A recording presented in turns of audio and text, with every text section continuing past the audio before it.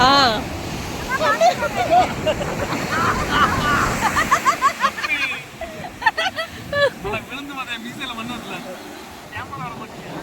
Okay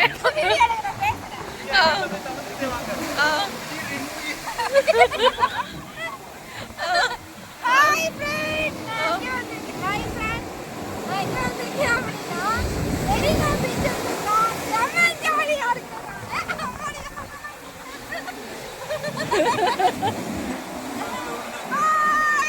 எதுக்கு Marina beach வந்தீங்க? மெரினா பீச்சுக்கு வந்தேன்னா எனக்கு என்ஜாய் பண்றதுக்காக வந்து செம்ம என்ஜாய் அம்மா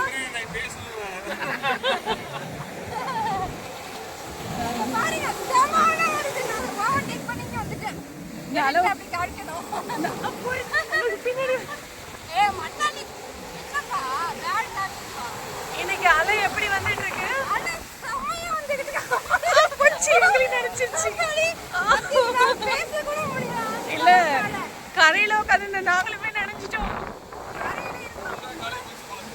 அதான் சொல்றேன் தண்ணி நல்லா வந்துருச்சு.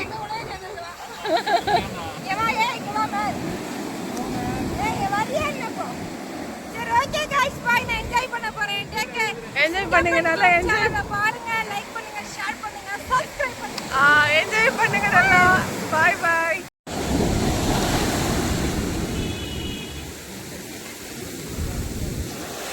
அமாவாசை பௌர்ணமினாலே வந்து கடற்கரையில் பெரிய அலைகள் வரும்னு சொல்லுவாங்க. உண்மையிலுமே முதல் முறையாக அமாவாசை டைமில் நாங்கள் கடற்கரைக்கு போயிருந்தோம். ஃப்ரெண்ட்ஸ் எல்லாம் சேர்ந்து போயிருந்தோம். பெரிய பெரிய அலையாக வந்து அந்த அலை எப்படி வந்துச்சு அப்படின்னு பார்த்தீங்கன்னா கரை மேலே பாதி வரைக்கும் தண்ணி வந்துருந்துச்சு. அது ஒரு எப்படி பார்க்கறதுக்கு வந்து குட்டி சுனாமி மாதிரியே இருந்துச்சு. உண்மையிலுமே நீங்களே பாருங்கள் உங்களுக்கே தெரியும். கரை மேலே ஏறிடுச்சு.